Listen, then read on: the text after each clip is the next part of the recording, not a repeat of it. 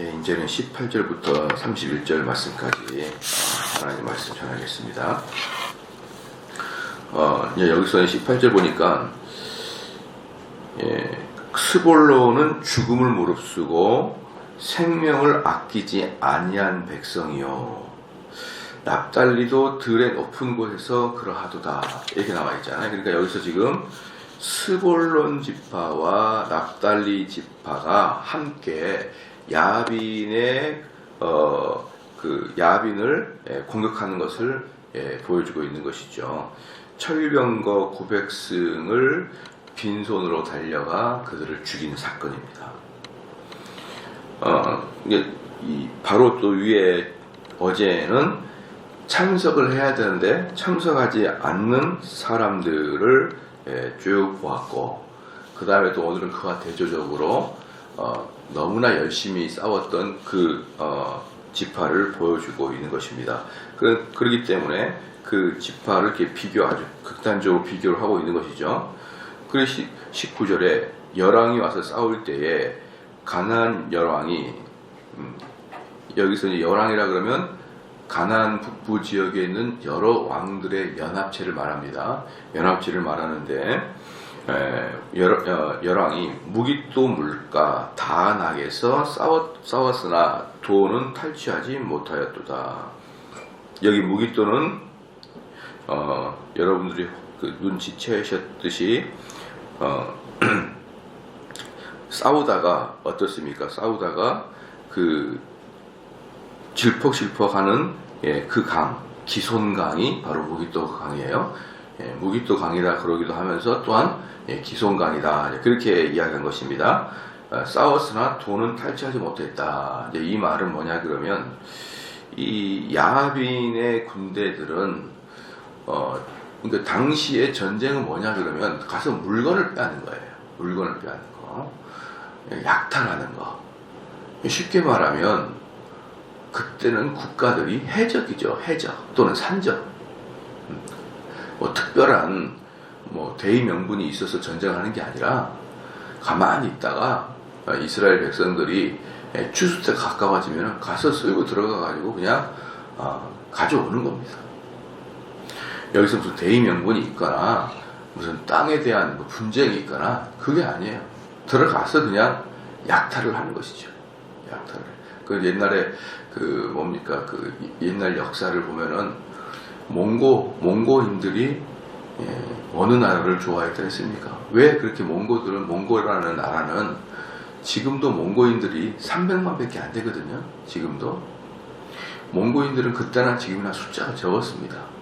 근데 300만 밖에 안 되는 몽고 땅이 얼마나 큰지 몰라요. 얼마나 큰지 모릅니다. 그나마 또 그 땅 중에 반은 중국이 차지하고 있어가지고 그걸 내몽고 이렇게 이야기하는데 얼마나 큰 땅을 차지하고 그 몽고에 가보면은 지평선이 끝없이 펼쳐져 있는, 그리고 쓸모없는 땅 사막이 그렇게 많아요. 그럼에도 불구하고 이 몽고가 왜 그렇게 욕심을 내서 아시아를 다치고 유럽까지 끝까지 달려갔느냐 이 말이죠. 왜 그랬냐 그러면 몽고인들은 그 북부 유럽 여자를 좋아했답니다. 북유럽 여자를. 그러니까 몽고 애들은 뭡니까? 그냥 명분도 뭣도 없고 땅을 그렇게 혼자서 차지할 이유도 없었던 거예요. 사람으로 지금으로 말하면 300만인데 그때는 몇만인지 모르겠습니다. 별로 많지도 않은 사람으로 그 몽고 땅을 만족하지 못하고 계속 유럽으로 간 것은 유럽 여인이 예뻐서예요. 예뻐서 그 여인을 자기 첩으로 삼으려고 그냥 완전히 뭡니까? 그냥 징기스칸, 몽고군, 그럼 그냥 이름만 좀 멋지지 사실은 완전히 해적들이랑 똑같은 거예요. 산적들, 아주 무시무시한 애들, 대의 명분도 없고 뭣도 없고 그냥 쉽게 말하면 전리품 수거하러 다니는 겁니다. 전리품. 이제 그렇게 하는 거가 똑같아요. 여기 시스라 군대도 가만히 있다가 추수 때가 되면 들어가서 다 털고 내려오는 것입니다. 그럴 때 20절에 별들이 하늘에서부터 싸우되 그 다니는 계절 시스라와 싸웠다. 이게 뭐냐 그러면 은유법이겠죠. 하나님이 싸우셨는데 무엇로 싸우셨느냐? 하늘에 있는 별들을 도구로 해서 싸웠다. 하늘에 있는 별들을 도구로 해서 싸웠다는 것이죠. 그럼 하늘의 별들을 도구로 싸웠다는 뜻이 뭐냐? 하늘에서 비도 내리고 또는 우박이나 이런 것들이 내려서 하나님이 싸우셨다. 그 뜻을 은유적으로 보여주고 있는 것이에요. 22절에 그때 군마가 빨리 달리니 말굽소리는 땅을 울린다. 그러니까 지금 19절의 마지막에 돈을 탈취하지 못하였다. 이 말은 자기들이 원했지만 전리품을 취하려고 했지만 아무것도 얻지 못했다. 이 뜻이죠. 그 다음에 아무것도 얻지 못할 뿐만 아니라 그 다음에 뭡니까? 하나님이 하늘의 별들을 사용하여서 공격하였다는 것이죠. 물을 쫙 내려서 옴짝달싹 못하게 만들었다. 그랬더니 그때 22절에 그때 군마가 빨리 달리니 말굽소리는 땅을 울리다. 이 군마는 누구냐 그러면 이스라엘 백성이 타고 다닌 말을 말합니다. 이스라엘 백성들에게는 창과 활은 없어도 말은 있었죠. 그래서 그 말을 타고 빨리 달려 말굽소리가 땅에 진동하도록 그렇게 우르르르 몰려가가지고 그냥 다 맨손으로 때려 죽였다 이 말입니다. 맨손으로. 근데 여호와의 사자의 말씀에 메로스를 저주하라. 너희가 거듭거듭 그 거민을 저주할 것은 그들이 와서 여호와를 돕지 아니하며 여호와를 도와 용사를 치지 아니함이라 하시도다. 이 메로스라는 족속들이 어떤 족속인지는 정확하게 모르지만 분명한 것은 뭐냐면 이스라엘을 도와야 했던 그런 사람들이에요. 아니면은 때로는 이스라엘 사람들이 지금 여기 스볼론과 그 다음에 납달리가 누구냐 그러면 이 시스라 군대들에게 20년 동안 가장 학대를 당한 족속들이 스볼론과 납달리 지파였습니다. 그러니까 가장 학대를 받았기 때문에 이들이 가장 열정적으로 싸웠고 이 두 지파가 군인 10,000명을 데리고 다볼산에 진을 치고 있었다 이 말입니다. 다볼산에 진을 치고 있다가 시스라 철병거가 기손강에다가 대치하고 있을 때 비가 내리자마자 그냥 곧바로 뭡니까? 공격 들어간 거예요. 절호의 기회를 놓치지 않고. 그러니까 이제 위에서 580m 그 위에 있는 다볼산에 이제 진을 치고 있다가 그냥 비가 오는 걸 보고 쏜새같이 달려 내려오는데 이게 이제 말바꿈 소리가 땅을 진동한다는 소리거든요. 그냥 쏜새같이 내려오는데 아마도 제 생각에는 그때 후방에서 이 기손강 뒤쪽에서 얘네들을 막아주기로 약속이 돼 있던 사람이었던 것 같아요. 약속이. 그래서 완전히 물에 빠진 쥐처럼 앞뒤에서 공격을 하자 이렇게 아마 언약을 맺지 않았을까라는 생각이 듭니다. 그런데 그 사람들이 싸우지 아니한 거로 그 사람들이 이 적진으로 들어와서 싸워주지 아니한 거로 이스라엘에게는 사실은 상당히 위태로울 뻔했다 이 말입니다. 왜? 예상을 하고 그렇게 계획을 잡고 전진을 했는데 아무런 후방에서 그 조치를 취하지 않으니까 이제 주춤했다 이 말입니다. 그래서 18절에 말씀 메로스를 저주하라. 너희가 거듭거듭 그 거민을 저주할 것은 그들이 와서 여호와를 돕지 아니하며 여호와를 도와 용사를 치지 아니하리라 하시더라. 그 사람들은 거듭거듭 근데 여러분 이 내용들이 다 어때요? 전부 다 역사를 내용으로 가잖아요. 근데 사실 이게 다 노래예요. 노래. 드보라가 부르고 있는 노래. 그냥 이 노래라는 것을 여러분이 잘 알아야 됩니다. 이 노래 속 이스라엘 사람들 노래를 왜 만든다 그랬습니까?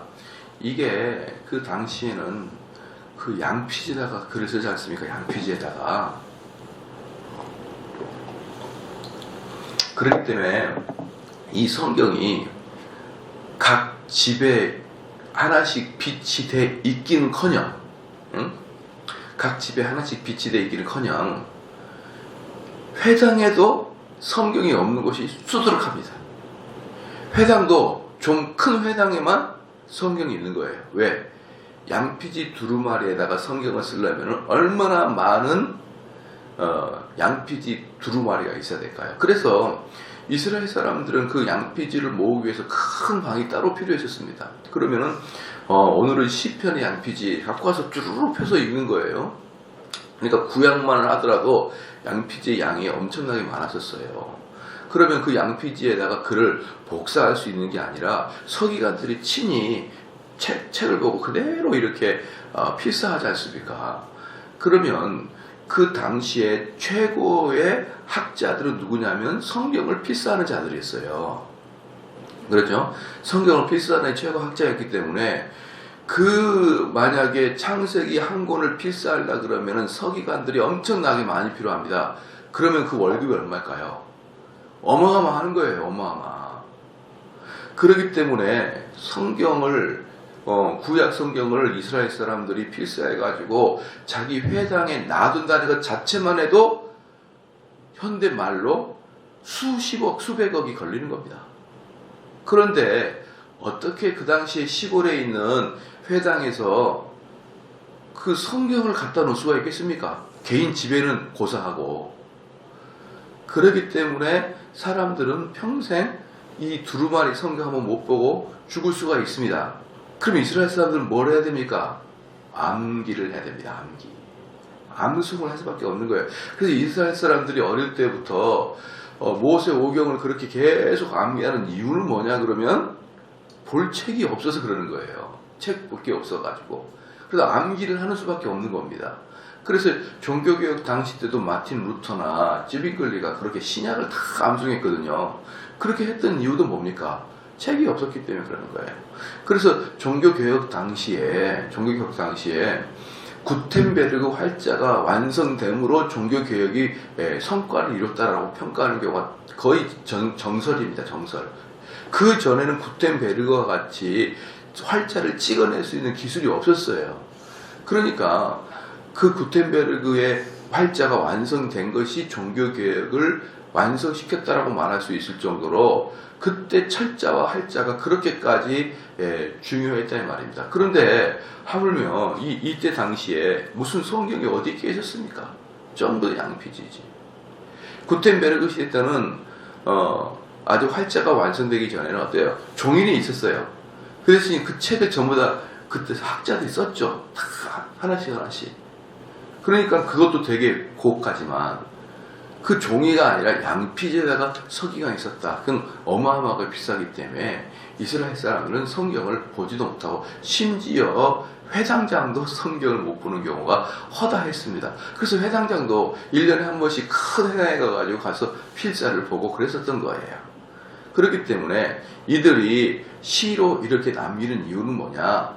후대 대대로 교육을 시키기 위해서 시를 써서 노래로 만들었기 때문에 이 시가 훨씬 구체적으로 이 앞에 4장에서도 시스라를 죽이는 사건이 나오거든요. 근데 시스라를 죽이는 사건이 그냥 죽였다만 나왔는데 그 아주 내부적으로 세밀한 사건, 누가 와서 전쟁을 했고 누가 도망갔고 도와줘야 되는데 안 도와줬고 이것들을 세밀하게 기록한 이유가 교육을 시키기 위한 노래였기 때문에 그렇습니다. 그래서 이스라엘의 그 시 또는 노래, 시편 이런 것들은 1차적으로 뭡니까? 교육용입니다. 교육용. 1차적으로 감동용이 아니라 1차적으로 교육용이에요. 그래서 24절에 겐 사람 헤벨의 아내 야엘은 이 야엘이 누굽니까? 지난번 4장에서 봤을 때 시스라의 관자놀이를 말뚝으로 죽였던 여인이 야엘이에요. 이 야엘은 헤벨의 아내인데 이 헤벨은 어떻습니까? 이 야빈과 시스라와 잘 이렇게 유대 관계를 맺어 있었던 배신자와 같은 그런 자였죠. 적군과 유대 관계를 맺었던 헤벨의 아내 야엘은 다른 여인보다 복을 받을 것이니 장막에 거한 여인보다 더욱 복을 받을 것이라. 그러다 시스라가 물을 구하매 우유를 주되 곧 엉킨 젖을 귀한 그릇에 담아 주었고, 그러니까 시스라가 죽었다고 사정에 나와 있지만 어떻게 죽었는지는 더 구체적으로 보여주는 것이죠. 엉킨 젖은 뭐라고 했습니까? 이렇게 우유를 며칠 동안 이렇게 삭힌 다음에 주는, 우리로 말하면 요플레와 같은 거라고 했죠. 요플레와 같은 걸쭉지근한 우유. 이것을 이제 고급 우유, 그들에게는 고급 우유. 이것을 참 마시고 몇 날 며칠을, 전쟁에서 여러분 제일 힘들게 잠 못 자는 겁니다. 제일 힘들게 잠 못 자는 건데 몇 날 며칠을 잠도 못 자고 그렇게 두렵게 떨리고 왔으니 이제 편안한 이제 집에 들어와 가지고 나랑 평상시 잘 알고 나를 잘 대해줬던 집에 와 가지고 그 요플레를 마시고 탁 누우니 그냥 잠이 서르르 오는 거죠. 서르르 오는 것입니다. 그러니까 26절에 손으로 장막 말뚝을 잡으며, 그러니까 이제 이 사람이 엉킨 그 우유를 먹고 곧 잠이 들었어요. 그냥 아주 드륵드륵 잤을 거예요. 잠이 들자마자예요. 잠이 들자마자 말뚝을 잡으며 오른손에 장인의 방망이를 들고 그 방망이로 시스라를 쳐서 머리를 뚫 때 곧 살적을 꿰뚫었다. 얼마나 자세하게 내떨어지냐면은 손으로 장막 말뚝을 잡으며, 어느 손으로요? 왼손으로요. 왜 왼손이냐? 그 다음에 오른손으로는 장인의 방망이를 들고 있다는 것이죠. 이게 얼마나 뭡니까? 이게 디테일합니까? 그런데 여기서 장인의 방망이는 뭐냐? 장인의 방망이는 뭐냐면 능숙한 방망이라는 거예요. 방망이질의 장인이야. 방망이질의 장인. 그러니까 이 여인은 유목민들의 여인들은 텐트를 쳤다 걷었다 여기서 맨날 하는 것이 그거잖아요. 그렇기 때문에 이 야엘이라는 여자는 그 텐트 그 말뚝을 박는 데 있어서만큼은 그 망치질이 남달리 장인과 같은 솜씨로 망치질을 했다 이 말입니다. 그러니까 이 시스라가 잠들자마자 아주 익숙한 망치질로 그냥 어디를 관절놀이를 그냥 박아버렸다는 거예요. 그냥 보통 여인들처럼 어머 무서워 이러는 게 아니라는 거예요. 어머 무서워 나는 못하는데 이게 아니라 굵은 팔뚝으로 말이에요. 거센 팔뚝으로 딱 잡고 한 방에 그냥 죽여버리는 것입니다. 제가 아까도 말씀드렸듯이 얼마나 디테일하게 지금 보여주고 있냐. 지금 디테일함의 보임에 이제 진수는 27절이에요. 27절 디테일입니다. 이게 그가 그 발 앞에 구부러져 엎드려지고, 처음에 구부러지죠. 그냥 엎드려지죠. 쓰러졌고, 그 발 앞에 또 구부러졌고, 엎드려졌고, 구부러진 곳에 엎드려졌다. 이건 여러분들이 읽다가 나중에 헷갈릴 정도로 이렇게 7번이나 구부러지고, 엎드려지고, 쓰러지고, 구부러지고, 엎드려지고, 구부러지고, 엎드려졌다. 이게 이제, 우리로 말하면, 언어 유희기도 해요. 랩처럼, 그렇게 언어 유희기도 합니다. 이게 이제 히브리 말로 보면 더, 율동감이 있겠죠. 그런데 여기서 보여준 게 뭐냐면, 참 보십시오. 그가 발 앞에 구부러졌다는 것이죠. 구부러졌던 게 뭐냐면, 이렇게 딱 앞에 움츠렸다는 거예요. 이게 뭘까요? 살려주십시오라고 하거나, 아니면 순간적으로 딱 박으니까 이렇게 움츠러든 거예요. 움츠러들었다가 엎드려지고 아이고 죄송합니다. 푹 쓰러지더니 그 다음에 쓰러지고요. 딱 납작 엎드러진 거예요. 그러니 다시 봐보십시오. 그 발 앞에 또 구부러져요. 또 구부러지고 엎드려지고 또 구부러지고 엎드려져요. 뭐예요? 금방 죽지 않고 이 사람이 시스라가 발광을 하면서 한 몇 차례를 움찔움찔 하다가 아주 괴롭게 죽었다라는 걸 보여주고 있는 거예요. 괴롭게 죽었다. 이걸 보면은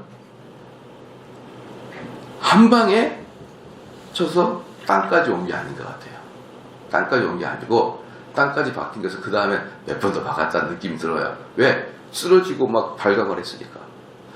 27절에 얼마나 디테일하게 묘사됐습니까? 그때 이 사람이 야엘 앞에서 죽는 모습을 아주 선명하게 그렇게 지금 보여주고 있는 거예요. 이건 지금 뭘 의미하냐 그러면 20년 동안 이 스볼론 지파, 납달리 지파를 어떻게 괴롭혔는지, 이 사람의 최후가 얼마나 비참한지를 자세하게 보여주고 있는 것입니다. 자세하게.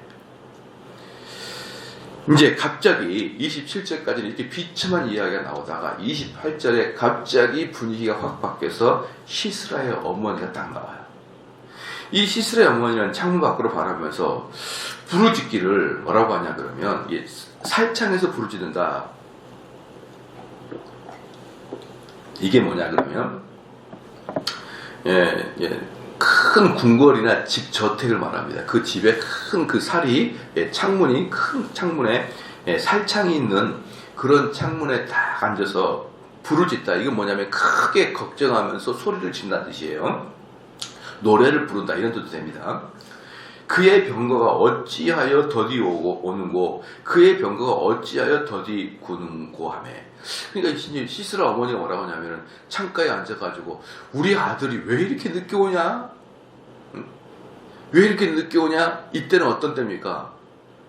머리에 말뚝이 박혀서 구부러졌다가 엎어졌다가 구부러졌다가 엎어졌다, 이럴 때인데, 이때 시스라의 어머니는 어때요? 왜 우리 아들이 안 오냐? 이러고 있어요. 갑자기 어때요? 짠해지죠? 예. 그리고 29절에 그 지혜로운 시녀들이 대답하겠고 그도 스스로 대답하겠고. 그러니까 옆에 있던 시녀들이 지혜로운 자들이었어요.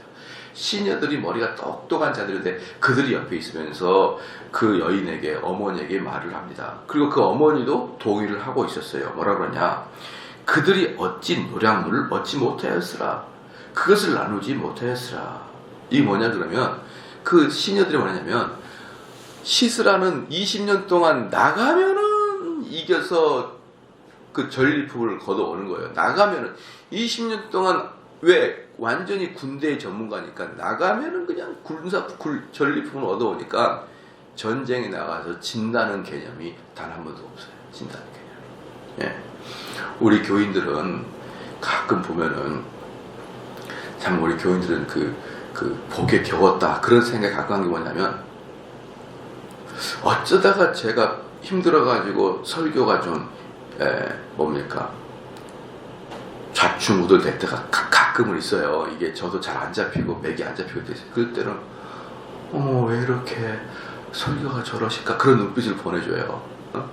그런 눈빛을 쫙 보내주거든요. 그걸 보면서 뭘 느끼냐 그러면, 정 목사님은 매번 은혜를 끼쳐야 된다, 이런 눈빛으로 보이는 거예요. 단 한 번도 은혜를 끼치지 않으면 실망할 거야, 이런 눈빛을 보여주는 거예요. 한번 해보세요, 여러분들이. 1년 12달 설교를 해가지고 매번마다 뭐 강대상에서 우리 목사님들이 속된 말로 안타를 치거나 홈런을 쳐보십시오. 되나 안 되나?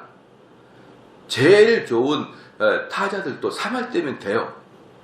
10번 나가서 3번만 잘하면 된다, 이 말입니다. 그런데 우리 교회들은 뭔 내가 불러가지고 오늘은 왜 이렇게 은혜가 안 될까, 실망이야, 이런 눈빛을 막 보여요. 그럼 저는 너 한번 해봐, 너가 이렇게 말하고 싶지만 내가 이렇게 성화가 돼가지고 그렇게 말하지는 않죠, 이제는. 아는데, 그러니까 여기도 보면은 시스라도 20년 나갈 때마다 쟁취해 오니까 실패할 수 있다는 여력을 전혀 두고 있지 않는 거예요. 그러니까 이들이 뭐냐면, 노량물이 너무 많아가지고 나누면서 늦게 올 것이다. 나누면서. 얼마나 많은 노량물을, 왜? 노량물은 가져올 걸 뻔하니까. 근데 늦는 이유는 뭐예요? 너무 많은 노량물을 가져오다가 나누면서 시간이고, 심지어 여성들을 옆에다가 둘둘씩 끼고 올 거라, 이 말입니다. 끼고 올 거라.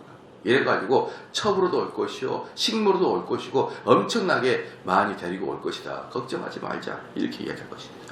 그러니까 그들이 어찌 노량물을 얻지 못하였어요. 그럼 뭡니까? 그들이 왜 노량물을 못 얻겠습니까?